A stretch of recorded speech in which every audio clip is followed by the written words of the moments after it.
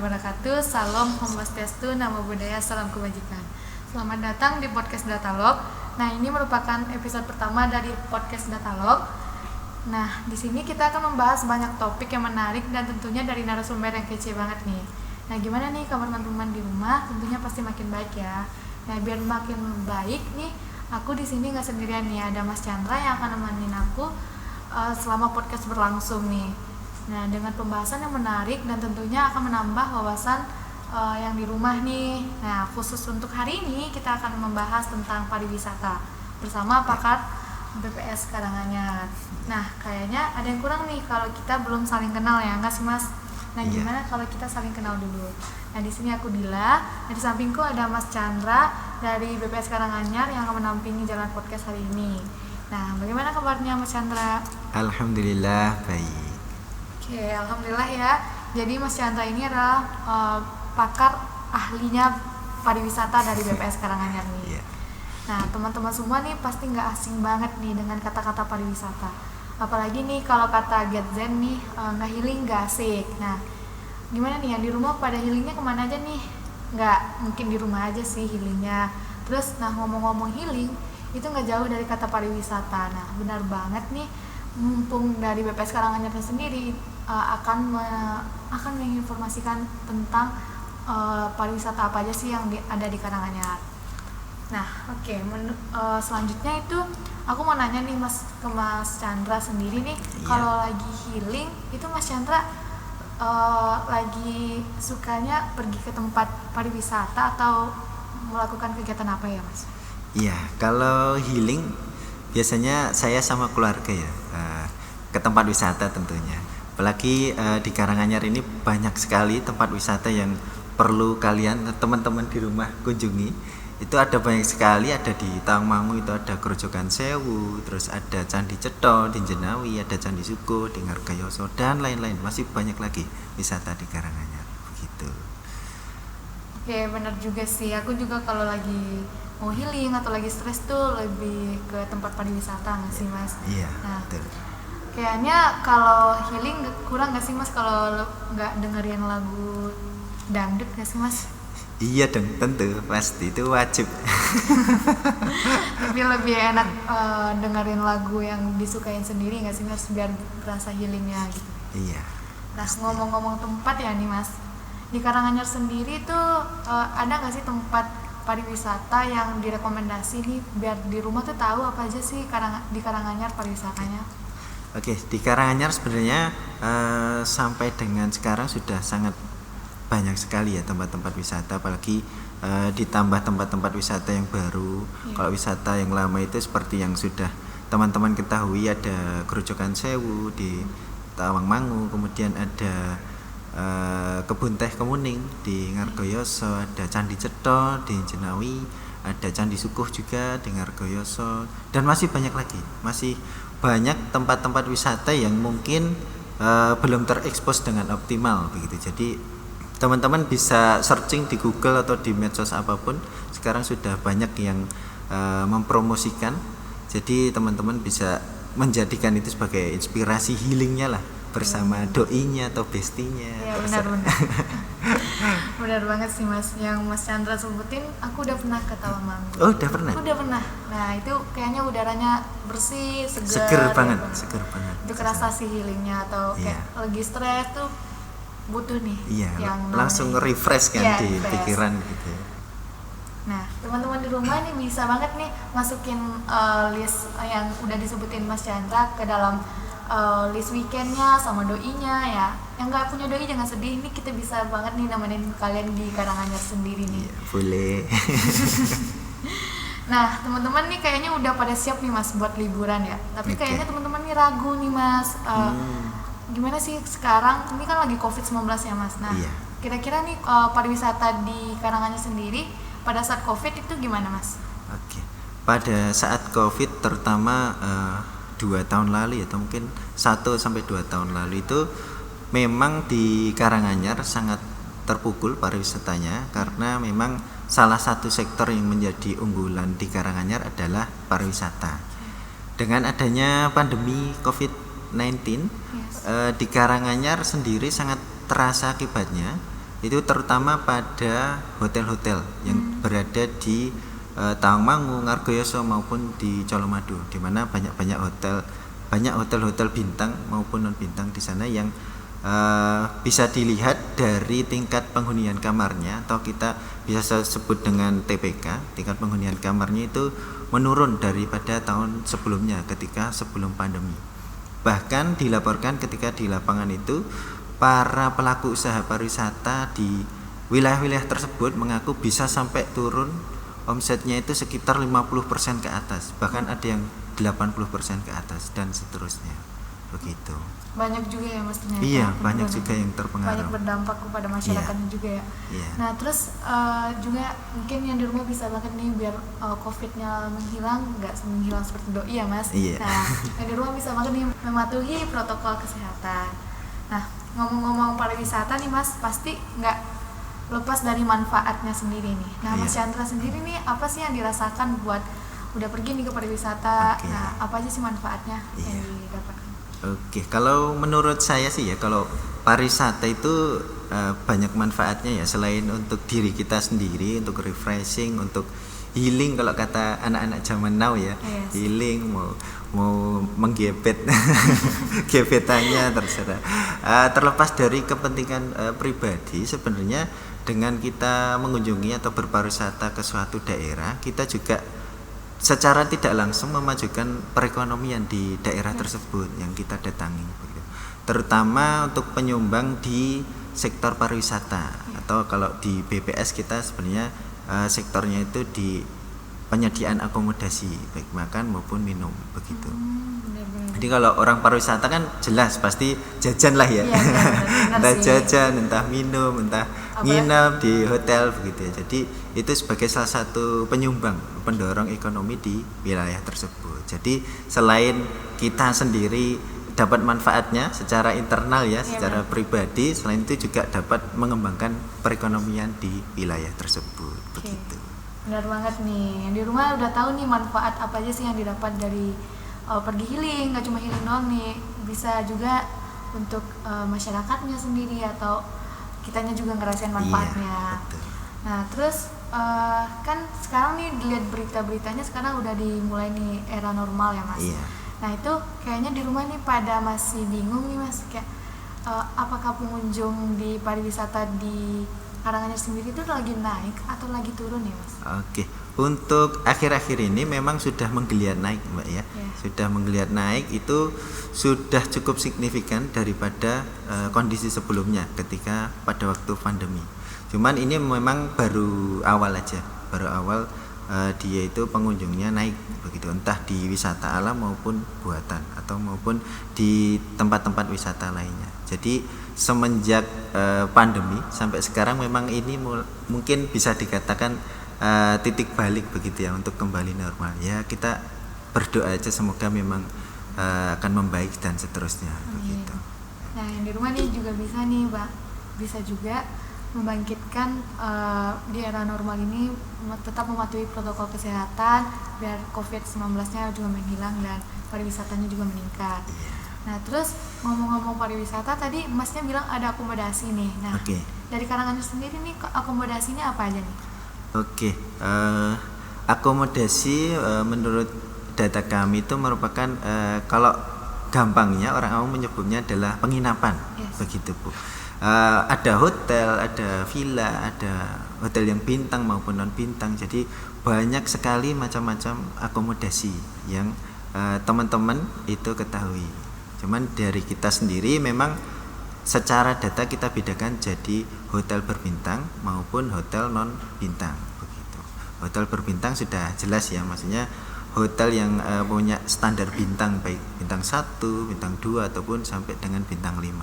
Sedangkan hotel non bintang itu adalah hotel-hotel seperti Hotel Melati atau pondok wisata atau penginapan remaja begitu.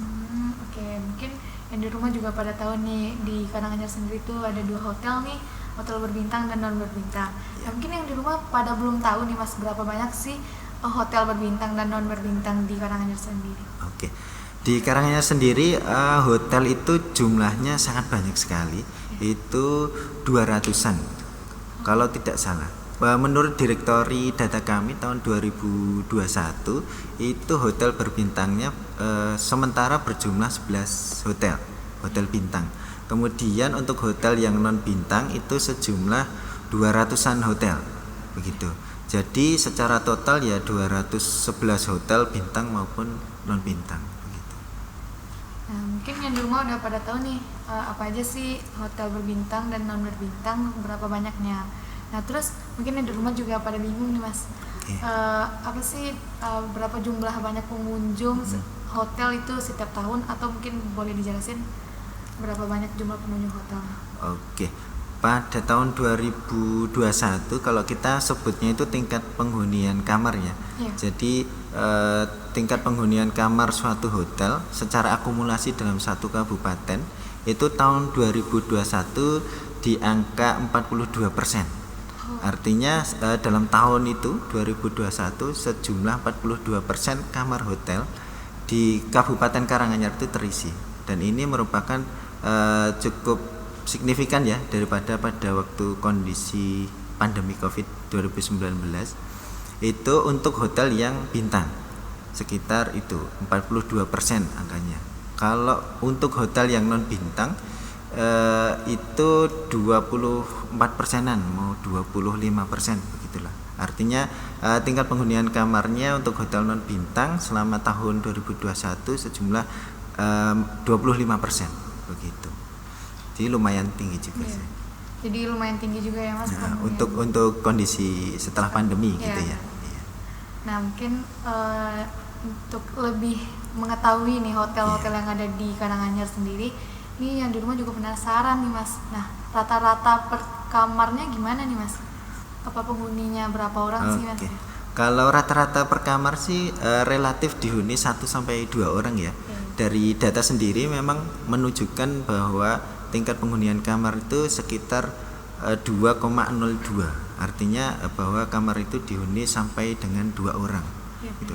Ada juga yang hotel non bintang itu pada waktu tahun 2021 itu menunjukkan angka 1,83 dalam artian dihuni 1 sampai 2 orang juga. Jadi memang rata-rata baik bintang maupun non bintang dihuni oleh 2 orang untuk satu kamarnya begitu.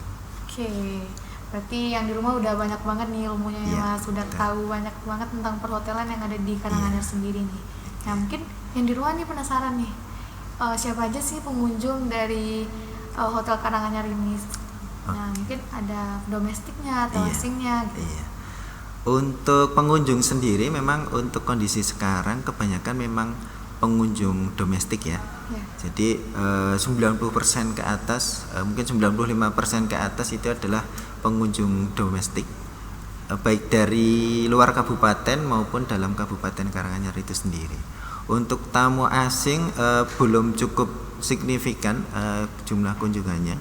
Terlihat dari data jumlah tamu asing yang menginap di Kabupaten Karanganyar memang tidak menunjukkan angka yang cukup signifikan pada tahun 2021. Berarti pengunjung yang di Karanganyar nih nggak banyak cowok-cowok bule ya Mas? Iya, kalau itu sedikit sih. Mungkin yang di rumah bisa banget nih berkunjung di Karanganyar sendiri. Boleh, mari silahkan. Nah, ini kita udah dapat nih tentang perhotelan. Terus kita bingung nih Mas, yang di rumah atau aku sendiri juga bingung nih. BPS Karanganyar sendiri tuh dapat datanya dari mana sih? Nggak mungkin dari langit atau dari peramal kan? Enggak dong. Oke, untuk data hotel sendiri kami di BPS itu mengadakan survei namanya VHTS dan VHTL. VHTS sendiri ini maksudnya adalah survei hotel bulanan, dan VHTL adalah survei hotel dalam 1 tahun begitu. VHTS atau yang survei hotel bulanan itu kita mengumpulkan data hotel, tingkat hunian hotel itu setiap bulan dari bulan Januari hingga bulan Desember. Nah, tujuan dari pengumpulan survei ini adalah untuk mengetahui tadi angka-angka yang menjadi indikator penting tadi seperti tingkat penghunian kamar, terus kemudian jumlah pengunjung kamar setiap ini hotel dan lain-lain. Bahkan sampai bisa menghitung indikator rata-rata lama menginap begitu. Jadi sangat kaya sekali indikatornya yang didapat dari survei hotel bulanan ini, begitu. Oke, berarti banyak juga ya Mas tentang apa yang di rumah juga nggak tahu nih Mas tentang kata-kata dari BPS sendiri itu. Tadi aku kedengaran VATS. Nah, mungkin yang di rumah juga pada nggak tahu nih Mas, VATS itu apa sih singkatannya atau apa sih kepanjangannya gitu? Oke. Kalau VHTS sendiri sebenarnya merujuk ke bukan kepanjangan aslinya ya. Survei akomodasi bulanan kita menyebutnya dalam di BPS. Maksudnya adalah survei hotel setiap bulan itu sendiri. Kita sebutnya dengan VHTS begitu. Oke. Nah, yang di rumah udah tahu banget nih ya ilmunya udah bertambah banget nih tentang Karanganyar itu sendiri, tentang pariwisata Karanganyar, juga tentang perhotelan Karanganyar sendiri. Nah, mungkin yang di rumah juga penasaran nih Mas, bagaimana sih cara pengolahan data setelah datanya didapat nih? Oke, ini pertanyaan sangat bagus ya. Sebenarnya setiap survei untuk VHTS kita survei hotel setiap bulan itu kita menggunakan instrumen kuesioner. Jadi kita wawancara langsung kepada pelaku usaha, entah itu pemilik hotelnya maupun pengelola hotelnya. Kita wawancara secara langsung menggunakan kuesioner. Kemudian dari kuesioner yang didapat sudah ada datanya, kita akan olah dengan cara mengentry di web entry hotel kita, ada sendiri di web kami, di web BPS begitu.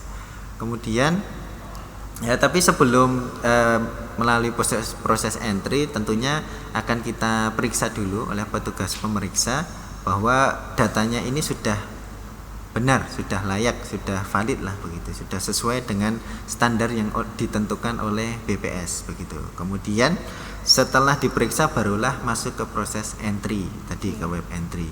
Kemudian setelah proses entry tersebut kita akan melakukan validasi data tersebut. Apakah data tersebut masih ada error-error yang perlu kita perbaiki atau memang ada ketidaksesuaian antara konsistensi dari data tersebut begitu. Jadi setelah kita periksa masih kita validasi lagi, nanti setelah kita validasi kalau ada revalidasi lagi. Jadi kita saring benar-benar data dari lapangan sampai dengan data itu bisa dikonsumsi oleh masyarakat awam begitu. Oke. Nah, ternyata BPS ini sangat teliti ya guys. Nah, yang di rumah jangan ragu lagi nih dengan data-data BPS, itu udah diteliti banget sama BPS-nya sendiri nih. Nah, yang di rumah juga penasaran nih Mas, setelah datanya diambil atau terus diolah lagi. Nah, yang di rumah juga penasaran bagaimana sih penyajian data dari BPS-nya sendiri kepada masyarakat atau kepada orang yang tidak mengerti data gitu Mas. Oke. Untuk di BPS sendiri untuk publisitas ya, biasanya kita ada dalam bentuk publikasi, di mana publikasi ini ada yang tercetak dalam bentuk buku, itu ada di ruang perpustakaan kami, ada juga di perpustakaan daerah, itu masing-masing daerah pasti punya, itu dalam bentuk publikasi tercetak. Kemudian kita ada dalam bentuk publikasi online-nya juga, artinya adalah soft file-nya. Itu kita upload setiap tahunnya di web kami karanganyarkap.bps.go.id. Itu di sana ada banyak publikasi data-data yang telah dikumpulkan oleh BPS. Salah satunya adalah data hotel tadi. Dan nanti ada beberapa indikator yang sangat penting di sana, bisa dibaca-baca oleh kaum milenial zaman sekarang kan sukanya yang soft file gitu ya, bisa dibaca di HP sambil tiduran, sambil kepoin mantannya. Banyak lah gitu. Terus selain itu kita ada upload infografis ya kalau di kita. Jadi infografis itu memudahkan pengguna data itu untuk memahami data yang begitu banyak, kita sajikan dalam tampilan yang menarik, sederhana, dapat diterima oleh masyarakat awam. Biasanya kita taruh di media sosial kita, ada Facebook, ada Instagram dan lain sebagainya. Termasuk podcast ini. Iya, benar. Gitu. Kayak bener banget nih, yang di rumah juga bisa nih untuk yang nggak mau online atau ngelihat publikasinya, bisa banget nih datang di perpustakaan BPS Karanganyar sendiri atau perpustakaan di mana aja BPS itu bisa dikunjungi. Nah, terus juga yang di rumah lagi mager atau gimana, kata Mas Chandra nih benar banget bisa dilihat di publikasi di webnya BPS Karanganyar sendiri. Nah, terus nih yang di rumah kayaknya ini udah pertanyaan terakhir banget nih Mas. Oke. Nah, dari Mas Chandra sendiri nih, apa sih manfaat dari data tersebut untuk masyarakat maupun dari pemilik hotelnya atau bagi masyarakat yang tidak mengerti data gitu? Oke. Data memang sekarang jadi perhatian penting ya untuk semua orang, baik stakeholder data sendiri ataupun bagi pemerintah maupun bagi masyarakat luas begitu. Jadi data itu sendiri sebenarnya sangat berperan spesifik ya untuk masing-masing pihak tersebut. Untuk pemerintah daerah sendiri dapat menjadi sebagai pedoman untuk perencanaan kebijakan yang dilakukan pemerintah untuk pengembangan pariwisata. Kemudian kalau untuk masyarakat luas, contohnya paling gampang adalah dari kalangan mahasiswa ya, begitu. Kalau gampangnya itu mau skripsi atau butuh data apa bisa datang ke BPS mencari data apapun yang dibutuhkan, atau mau konsultasi tentang metode-metode bisa. Nah, itu salah satunya manfaatnya untuk itu. Nah, benar banget nih, yang di rumah bisa juga ngerasain itu manfaat data, dan benar juga kata Mas Chandra, yang butuh data itu bisa langsung dikunjungi ke BPS Karanganyar sendiri. Nah, terus karena ini merupakan udah pertanyaan terakhir nih Mas. Iya. Nah, kita udah sampai nih di penghujung podcast kita. Nah, terima kasih juga kepada Mas Chandra udah berkenan nih menemenin kita sharing-sharing tentang Karanganyar sendiri, itu pariwisatanya apa aja. Nah, aku juga mau ngucapin kepada teman-teman nih udah mau dengerin podcast Datalog. Nah, sekian dari podcast Datalog hari ini. Kalau ada salah atau ada kata-kata yang salah, mohon dimaafkan. Wabillahi taufiq wal hidayah. Wassalamualaikum warahmatullahi wabarakatuh. See you.